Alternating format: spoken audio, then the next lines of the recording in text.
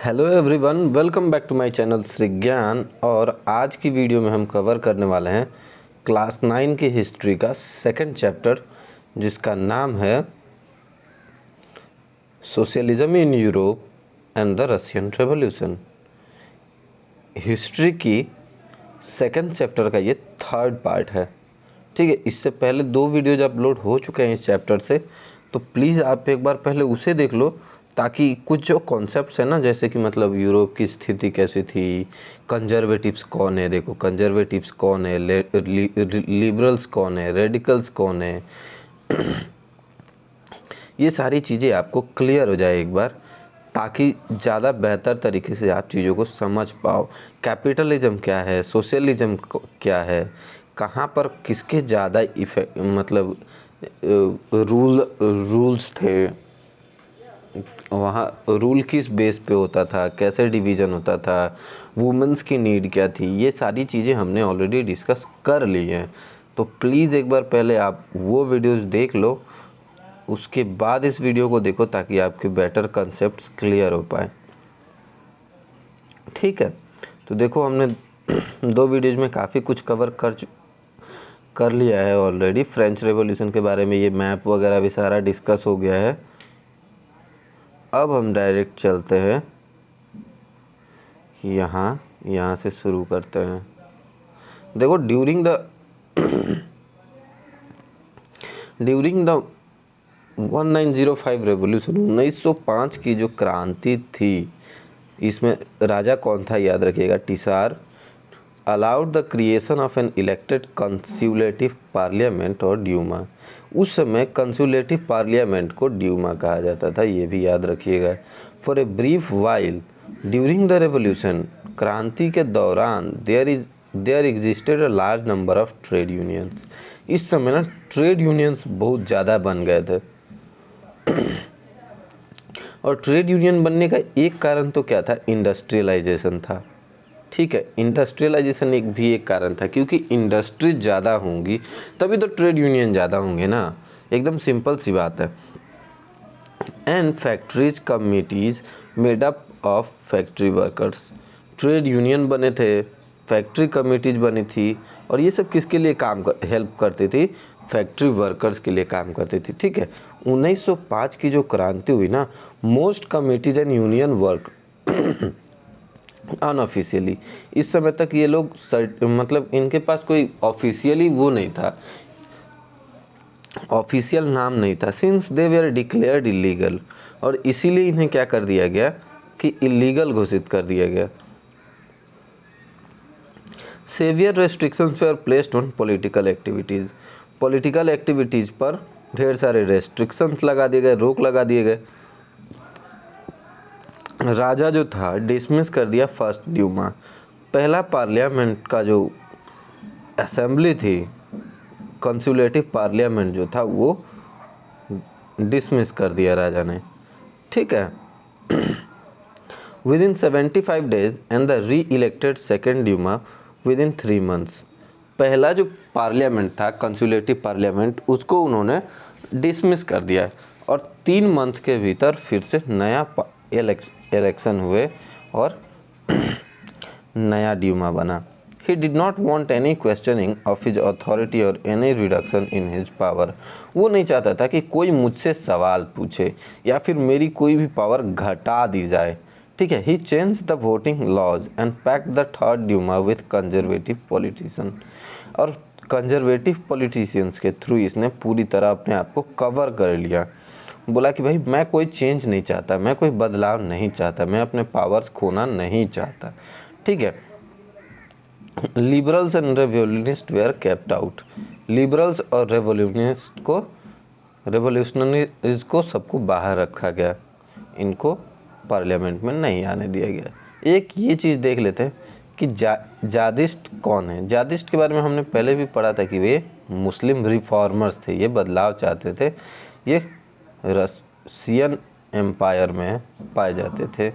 Real wage क्या था, reflects the quantity of good which the wage will actually buy. ये क्या था, क्वांटिटी ऑफ गुड्स को रिफ्लेक्ट करता था, किस चीज़ से, वेज से। कि इतने वेज पर इतनी क्वांटिटी, ठीक है। तो इस हिसाब से the first world war and the Russian empire. अब आपको भी पता है कि 1914 में फर्स्ट वर्ल्ड वार शुरू हो गए, ठीक है। इन 1914 war broke out between two European alliance. दो यूरोपियन अलायंस के बीच में युद्ध शुरू हो गया। जर्मनी, ऑस्ट्रिया, टर्की, ये लोग सेंट्रल पावर थे, ठीक है। ये मतलब एक टीम में थे। And the France, Britain and Russia, later Italy and Romania, मतलब बाद में इटली और रोमेनिया भी एक अलग ग्रुप में आए, ठीक है। इन दोनों के बीच में युद्ध हुआ। Each country had a global empire. इन दोनों के पास एक ग्लोबल एम्पायर था। And war was fought outside Europe. युद्ध ज़्यादातर आउटसाइड हुआ यूरोप के, ठीक है, बाहरी हिस्से में हुआ। As well as in Europe this was the first world war. ये क्या था? ये पहला विश्व युद्ध था, फर्स्ट वर्ल्ड वार था। In Russia the war was initially popular and people rallied around tsar Nicholas two. क्या हुआ देखो, रसिया में जब ये युद्ध हुआ तो रसिया में क्या हुआ, दिस वाज, ये काफ़ी पॉपुलर युद्ध हुआ। वॉर वाज इनिशियली पॉपुलर हुआ, काफ़ी फेमस हुआ, और लोग जो थे ना वो काफ़ी तिसार निकोलस पे भरोसा करते थे। As the war continued through the tsar refuse to consult the main parties in Duma. अब जब वॉर कंटिन्यू हुआ तो जो पार्लियामेंट थी, कंसिल्यूटिव पार्लियामेंट, उसको ये क्या कर नहीं पाया, तिसार क्या हो गया, इसने रिफ्यूज टू कंसल्ट, इसने मना कर दिया उनको मनाने के लिए, ठीक है। सपोर्ट वोर थिन, और सपोर्ट क्या हुए, कम हो गए। Anti German sentiments ran high, और जर्मनी के जो एंटी सेंटिमेंट्स थे ना, जर्मन के एंटी जर्मन सेंटिमेंट्स जो जर्मन के खिलाफ थे वो लोग ज़्यादा बढ़ गए। As can be seen in the renaming of Saint Petersburgs. और ये आप इस चीज़ से भी सेंट देख सकते हो कि सेंट पीटर्स का नाम बदल लिया गया और जर्मन नेम रखा गया एज पेट्रोग्रेड। इसका नाम क्या रखा गया, पेट्रोग्रेड, ठीक है। The tsarina Alexander, German origin and poor advisor, especially a monk called Rasputin, made the autocracy unpopular। अच्छा, यहाँ एक चीज़ देखो कि एक मॉन्क है, हाँ एक मॉन्क है जिनका नाम है रास्पुतिन। इन्होंने ऑटोक्रेसी को मतलब पॉपुलर से अनपॉपुलर कर दिया। और ये किसके मतलब एडवाइज़र थे, तसरीना अलेक्जेंड्रा के एडवाइज़र थे। तो ये पूछ सकता है कि तसरीना अलेक्जेंड्रा के एडवाइज़र कौन थे और उनकी वजह से क्या हुआ। तो उन्होंने और कुछ नहीं बट ऑटोक्रेसी को क्या कर दिया, अनपॉपुलर कर दिया। अब the first world war on the eastern front. First world war कहाँ शुरू हुआ, ईस्टर्न फ्रंट पे, ठीक है। Differed from that on the western front. In the west armies fought from trenches stretched long eastern France. Trenches एक तरह की ना ऐसे मतलब ज़मीन खोदी हुई होती है, उसके भीतर मतलब खड़े होकर ये लड़ाई करते थे। और ये पूरे ईस्टर्न फ्रांस में फैला हुआ था, ठीक है। ईस्टर्न फ्रांस में क्यों फैला हुआ था ये भी एक बार समझ लो, क्योंकि हमारा जो मान लो कि आप ये एक बार देखो, हम फ्रांस को अगर इस तरह से देखें ना तो फ्रांस रहा, ये रहा फ्रांस, ठीक है, ये फ्रांस रहा। तो फ्रांस का ईस्टर्न पार्ट कौन सा होगा, ईस्टर्न पार्ट ये वाला होगा ना, यही तो होगा ईस्टर्न पार्ट। तो ईस्टर्न पार्ट क्यों होगा, क्योंकि इस तरफ रसिया है, ठीक है, यहाँ रसिया है ना, तो रसिया यहाँ है, तो इनके साथ जब युद्ध होगा तो ईस्टर्न पार्ट पे ही तो युद्ध होगा। मैप में देखोगे तो अच्छी तरह समझ में आ जाएगा। तो इसीलिए ईस्टर्न पार्ट पे युद्ध हुआ, ठीक है। In the west armies fought from trenches stretched along eastern France. In the east armies moved a good deal and fought battle leaving large casualties। Defeats were shocking and demoralising. जब हार होती थी कहीं भी तो वो क्या करती थी, डीमोरलाइज करती थी, हमें निराश करती थी। रसिया की जो आर्मी थी ना वो बुरी तरह हार रही थी। Army lost badly in Germany and Austria. Germany में और ऑस्ट्रिया में काफ़ी बुरी तरह हार रहे थे 1914 एंड 1916 में। There are over 7 million. सोच कर देख सकते हो कितनी ज़्यादा, मतलब 7 मिलियन, समझ रहे हो, 7 लाख।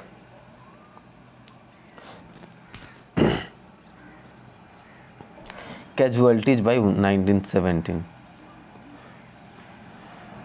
राइट। तो मतलब 7 मिलियन काफ़ी ज़्यादा बड़ा अमाउंट होता है। As the retreated the Russian army destroyed crops. Russian army ने क्या किया, रशियन आर्मी ने डिस्ट्रॉय कर दिया क्रॉप्स को, बिल्डिंग्स को, ठीक है। The destruction of crops and building led to over 3 million refugees in India, in Russia, sorry. So ये जो डिस्ट्रक्शन था ना, इन्होंने बिल्डिंगें तोड़ दी, इन्होंने अनाज जला दिए, इसकी वजह से क्या हुआ, 3 मिलियन लोग रिफ्यूजी हो गए। एक जगह से दूसरी जगह दर दर भटकने लगे, इनका प्रॉपर कोई रहने का ठिकाना नहीं बच गया। The situation discredited the government and the तीसर। ये सिचुएशन सरकार को महंगी पड़ी। सरकार की जो पॉपुलैरिटी थी, सरकार के जो सपोर्टर्स थे वो काफ़ी गुस्सा हुए। Soldiers did not wish to fight such a war. अब जो सैनिक थे वो भी ऐसा कोई भी युद्ध नहीं करना चाहते थे, ठीक है। कौन चाहेगा ऐसा युद्ध जिसमें इतनी सारी दिक्कतें हों, है ना। The war also had a severe impact on industries पे भी वॉर का असर पड़ा। Russia's own industries were few in number. Russia के खुद के इंडस्ट्रीज तो बहुत कम थे, were few in number, and the country cut off from other suppliers of industrial goods by German control of the Baltic Sea. तो Baltic सी के through जो भी माल आता था जर्मनी में वो सब धीरे धीरे काट दिया गया, कनेक्शंस काट दिए गए, वहाँ से कुछ आ नहीं पा रहा था। Industrial equipment disintegrated more rapidly in Russia than elsewhere in Europe. और डिसइंटीग्रेट हो गए, ठीक है। इक्विपमेंट जितने भी थे, औजार जितने भी थे, वो सब डिसइंटीग्रेट हो गए बहुत ही जल्दी। किसी और यूरोप की कंट्री के कंपैरिजन में रसिया में ये ज़्यादा जल्दी हुआ। बट 1916 में 1916 railway lines began to break down. अब रेलवे लाइंस को भी ब्रेक डाउन करना शुरू कर दिया, तोड़ना शुरू कर दिया। Able bodied man were called up the war, ठीक है। As a result there was labour shortage. अब लेबर्स की भी शॉर्टेज हो गई। Small workshop producing essentials were shut down. जो छोटे वर्कशॉप्स थे ना, जो ज़रूरी सामान का बनाते थे, काम करते थे, बेचते थे, वो लोग भी बंद हो गए। Large supply of grain were sent to feed the army. जो मेन बड़ी वाली सप्लाई थी अनाज की, वो किसको जाने लगी, आर्मी के लिए जाने लगी। For the people in the cities bread and flour become scarce. यानी कि आटा और ब्रेड, फ्लोर मतलब आटा होता है ना, तो ब्रेड और फ्लोर ये दोनों चीज़ें क्या हो गई, कम हो गई, इनकी कमी होने लगी सिटीज़ में। बाय द विंटर 1916 में याद रखिएगा कि वर्ल्ड वार ख़त्म हो गया, तो riots at bread shop were common. क्या होगा कि मतलब खाने की कमी होने लगी, तो लोग क्या करने लगे, रात को लूट लेने लगे, ठीक है। रात को क्या करने लगे कि लूटने लगे, जहाँ भी ब्रेड शॉप्स वगैरह होती थी ना, इनको लूट लिया जाता था। यहाँ पर दंगे होने लगे, यहाँ पर युद्ध होने लगा कि भाई हम आपको नहीं देंगे तो हम आपको नहीं देंगे। इस वजह से रायट्स होने लग गए। अब पेट्रोग्रेड में रेवोल्यूशन हुआ फरवरी में, तो फरवरी का रेवोल्यूशन भी देख लेते हैं। विंटर का सीजन था, ठीक है। सीजन क्या था, विंटर का। Conditions in the capital Petrograd were grim. The layout of the city seemed to emphasize the division among its people. The workers' quarters and factories were located on the right bank of the river Neva. तो एक नदी है जिसका नाम है नेवा, ठीक है। तो जो फैक्ट्रीज हैं वो राइट में है, मतलब इस साइड है, ठीक है। On the left bank were the fashionable areas, इस साइड क्या है, फैशनेबल एरियाज है, ठीक है।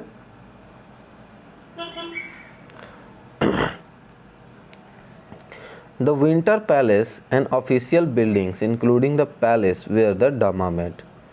In February 1917, food shortage was deeply felt in the workers' quarter. जितने भी काम करने वाले लोगों के घर थे ना, उसमें जो फूड की कमी है वो बड़ी आसानी से देखी जा सकती थी। वैसे भी विंटर में काफ़ी ज़्यादा ठंड होती है रसिया में। आप एक बार कभी YouTube पे चेक करना, रसिया में मतलब बहुत ज़्यादा ठंड होती है।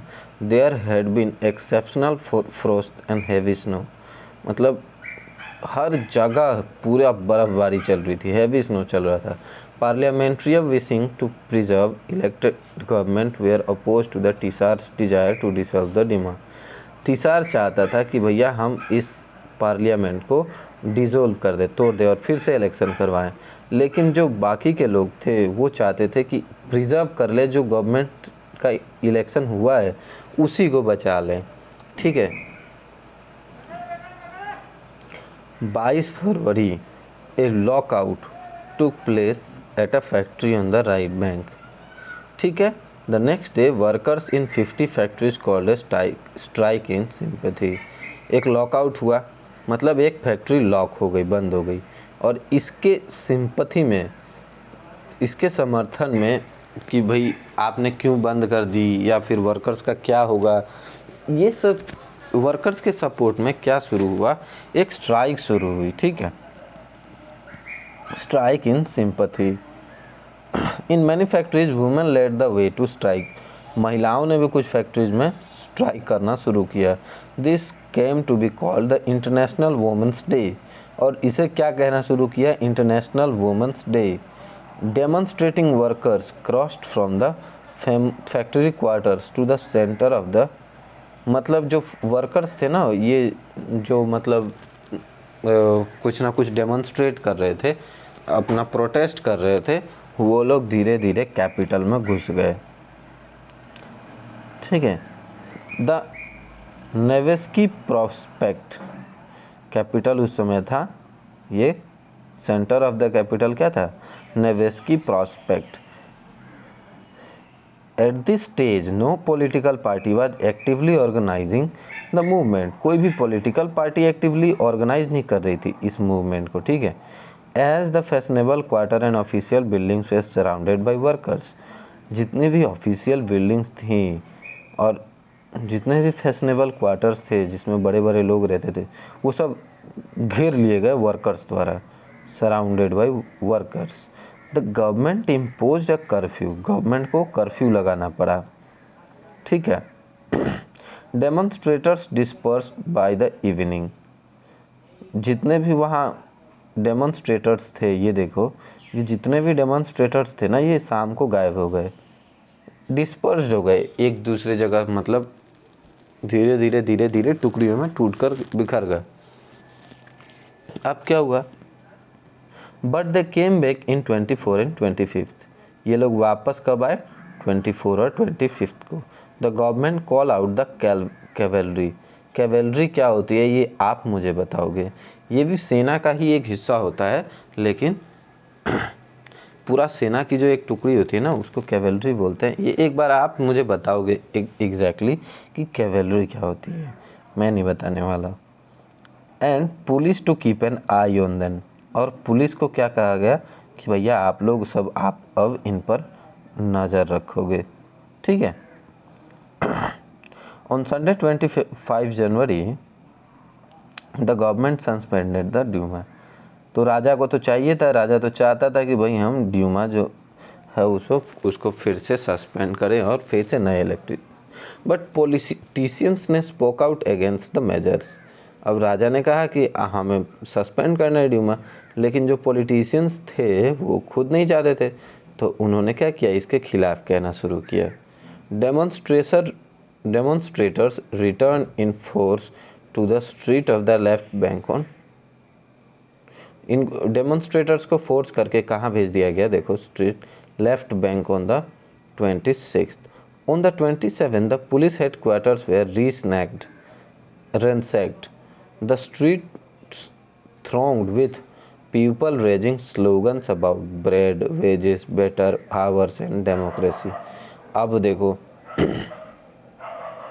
पूरी स्ट्रीट में हल्ला मचने लगा, नारे लगने लगे, ठीक है, रेजिंग स्लोगन्स मतलब नारे लगने लगे, किस चीज़ के, bread, wages, better hours and democracy, ठीक है, डेमोक्रेसी का नारा लगने लगा। The government try to control the situation, सरकार चाहती थी, सरकार ने कोशिश की कि हम इस सिचुएशन को कंट्रोल कर लें। And called out the cavalry, फिर से आर्मी की एक टुकड़ी को बुलाया गया। However the cavalry refuse to fire on the demonstrators, लेकिन जो टुकड़ी आई उसने फायर करने से मना कर दिया डेमोन्स्ट्रेटर्स के ऊपर। उन्होंने कहा नहीं सर, हम तो गोली नहीं चलाने वाले। An officer was shot at the barrack of a regiment and 3 other regiments म्यूटिनीड।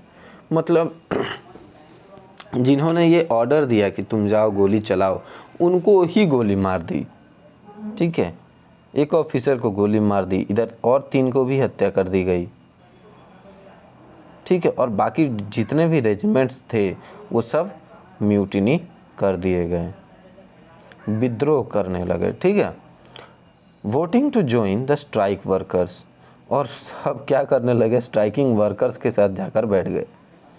By the evening, शाम को, soldiers and striking workers had gathered to form a soviet और council in the same building as the Duma met. जहाँ ड्यूमा मिलते थे वहीं striking workers और soldiers मिलकर, अच्छा इसके दूसरे दिन ही क्या हुआ कि देखो, द वेरी नेक्स्ट डे एक डेलीगेशन था जो राजा से मिलने पहुंचा, बोला कि हमको राजा से मिलना है। लेकिन मिलिट्री के जो कमांडर्स थे उन्होंने राजा को एडवाइस किया कि अब आप एब्डिकेट हो जाओ, यानी कि छुप जाओ, कहीं गायब हो जाओ थोड़ी दिन के लिए, ठीक है। और राजा ने भी उसकी एडवाइस फॉलो की और वो जाकर 2 मार्च को छुप गया। Soviet leaders and Duma leaders formed provincial government, उन्होंने एक सरकार बनाई, provisional government, to run the country, देश को चलाने के लिए। रसिया का भविष्य अब किस पे डिपेंड करता था, कॉन्स्टिट्यूएंट असेंबली पे। कॉन्स्टिट्यूएंट असेंबली डिसाइड करेगी रसिया का फ्यूचर, और ये किस बेसिस पे इलेक्ट हुई थी, on the basis of universal adult suffrage, ठीक है। एडल्ट सफराज क्या होता है ये भी मैंने एक बार पढ़ा दिया है, एक बार प्लीज उसे देख लो। Petrograd had led the February revolution that brought down the monarchy in, Petrograd ने रेवोल्यूशन को लीड किया और मोनार्ची को, यानी कि राजा के शासन को क्या किया, ब्रॉट डाउन कर दिया, नीचे लाकर रख दिया, और एक डेमोक्रेसी की स्टार्ट होने लगी, ठीक है। अब देखो, army officials, land owners and industrialist were influential in the provisional government. Provisional government को कौन कौन इन्फ्लुएंस कर सकता था, प्रभाव डाल सकता था, उसमें थे आर्मी ऑफिशियल्स, बड़े बड़े land owners, industrialists, but the liberals as well as the socialist among them work toward an elected government. लेकिन अभी भी जो लिबरल्स थे, ठीक है, जो लिबरल्स थे या फिर जो सोशलिस्ट लोग थे, वो चाहते थे कि एक इलेक्टेड गवर्नमेंट हो जो काम करे, जो लोगों की मर्जी से चुन कर आए, ठीक है। Restrictions on public meeting and associations were removed. अब पब्लिक मीटिंग और एसोसिएशंस पर जो रेस्ट्रिक्शंस लगे हुए थे वो हटा दिए गए। Soviet like the Petrograd Soviet, अब सोवियत कैसा होने लगा, Petrograd Soviet, they are set up everywhere through no common system of election was followed. कोई कॉमन सिस्टम नहीं था इलेक्शन का जो फॉलो किया गया हो। 1917 यानी कि 1917 में the Bolshevik leader Vladimir Lenin return to Russia from his exile. ये वापस रसिया आए। He and the Bolshevik had opposed the war since 1914। इन्होंने वॉर का अपोज किया था। Now he felt it was time for Soviet to take over power. अब इनको लगा क्या कि भैया सोवियत को क्या करना चाहिए, सारी पावर अपने हाथ में ले लेनी चाहिए, टेक ओवर कर लेना चाहिए power. He declared that the war be brought to a close, land be transfer to the peasants. अब लैंड्स क्या होनी चाहिए, ट्रांसफर्ड हो जानी चाहिए पीजेंट्स को।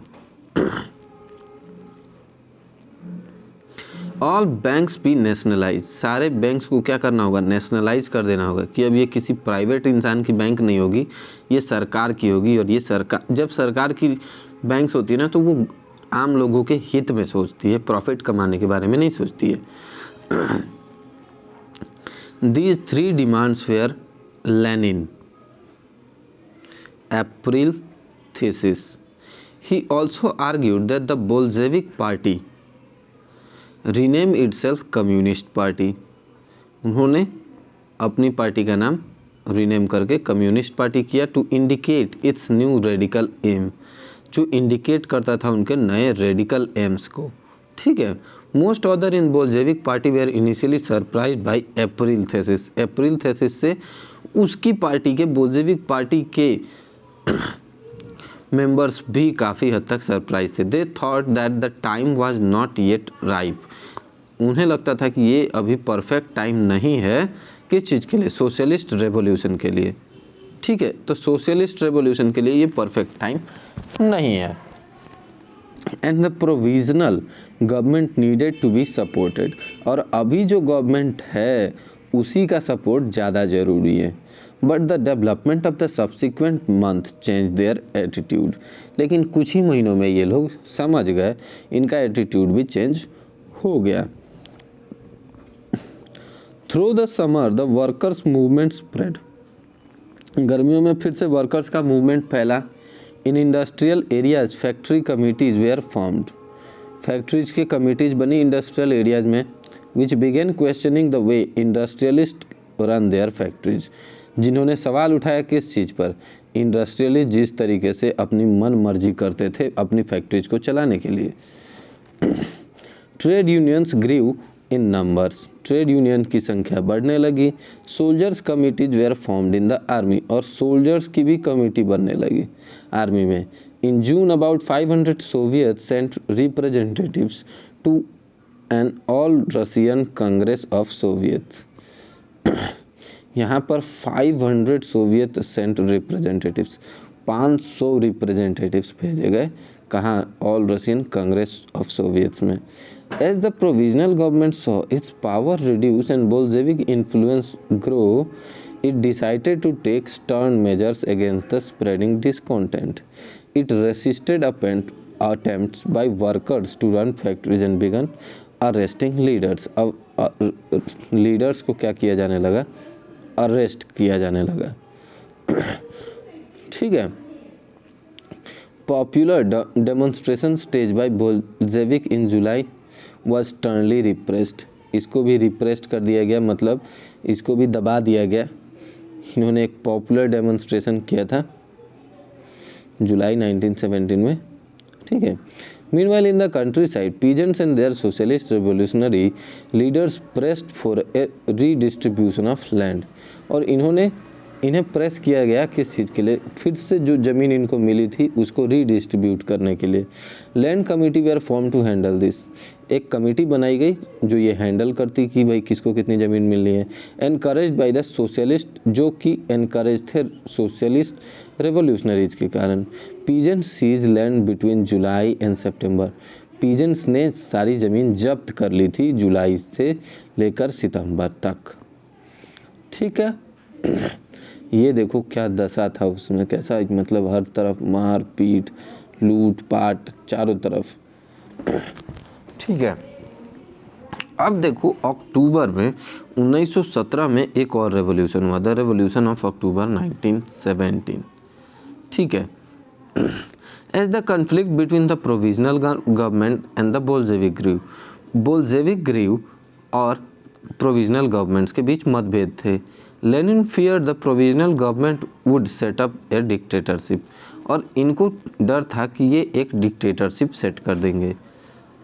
ठीक है। In September he began discussion for an uprising against the government, और इसीलिए इसने गवर्नमेंट के खिलाफ एक वो बनाना शुरू किया और गवर्नमेंट के खिलाफ बोलना शुरू किया। Bolshevik supporters in the army, Soviet and factories were brought together, और जो बोल्शेविक के सपोर्टर्स थे ना, जो आर्मी में थे या फिर फैक्ट्रीज में थे, ये सब एक जगह इकट्ठा हो गए।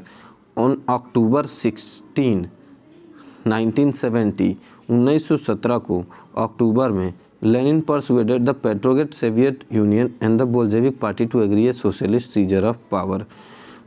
इन दोनों ने एग्री किया कि अब हम क्या करेंगे, सीजर ऑफ पावर, सारी जो पावर है वो हथिया लेंगे। ठीक है। किन दो लोगों ने किया, देखो लेनिन, पेट्रोग्रेड से सोवियत और बोल्शेविक पार्टी, इन दोनों ने मिलकर। ठीक है। अब military revolutionary committee was appointed by the Soviet under Leon Trotsky to organise the seizure. इन्होंने भी कुछ ऐसे चीज़ें बनाई, एक कमेटी बनाई जो कि सीजर का काम करेगी, जो जब्त करेगी। सीजर का मतलब जब्त कर रही है। ठीक है। ये वो वाला कैंची वाला सीजर नहीं है। The date of the event was kept a secret, और किस दिन को सीजर करेगी ये एक सीक्रेट रखा गया, वो बताया नहीं गया। The uprising began on 24 October, 24 अक्टूबर को अपराइजिंग शुरू हुआ। Sensing trouble, prime minister Kerensky had left city to summon troops. ठीक है। At dawn military men loyal to the government seized the buildings of two Bolshevik newspapers। Bolshevik newspapers के 2 buildings को seize किया। कौन? जो government के loyal थे military वाले, उन्होंने। Pro government troops were sent to take over telephone and telegraph offices. ठीक है। एक प्रो गवर्नमेंट की टुकड़ी भेजी गई जिन्होंने क्या किया, टेलीफोन, टेलीग्राफ जैसी चीज़ों पर, ऑफिसेस पर क्या कर लिया, टेक ओवर कर लिया, कब्जा कर लिया।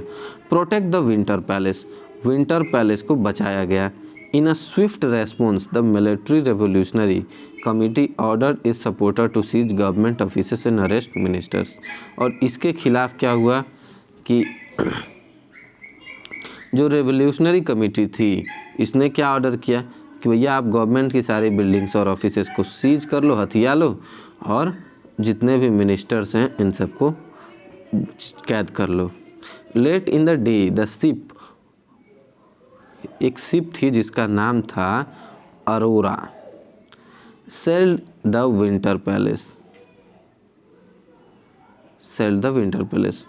Over other vessel sail down the Neva नदी थी, याद रखिएगा। Took over various military points. By nightfall the city was under the committees control. रात होते होते सिटी कहाँ पहुँच गई, कमिटी के कंट्रोल में। द मिनिस्टर हैज सरेंडर, जितने भी मिनिस्टर थे उन्होंने सरेंडर कर दिया। At a time of all Russian congress of Soviet in Petrograd the majority approved the Bolshevik action uprising took place in the city. There was heavy fighting specially in Moscow में काफ़ी खतरनाक युद्ध हुआ। ठीक है। But the December the Bolshevik control the Moscow Petrograd area. लेकिन दिसंबर आते आते बोल्शेविक ने मॉस्को में भी कंट्रोल कर लिया। ठीक है। ये चैप्टर कुछ ज़्यादा ही लंबा है, तो इसको एक और पार्ट में बनाना पड़ेगा। तो आज के लिए बस इतना ही, मिलते हैं अगले वीडियो में। तब तक के लिए पढ़ते रहिए, बढ़ते रहिए। अगर वीडियो अच्छी लग रही हो, समझ में आ रही हो, तो प्लीज़ इसे लाइक करें और अपने फ्रेंड्स के साथ शेयर करें, और चैनल को सब्सक्राइब करें ताकि हमें और भी ढेर सारी वीडियोज़ बनाने के लिए मोटिवेशन मिलता रहे। Thank you for watching till the end.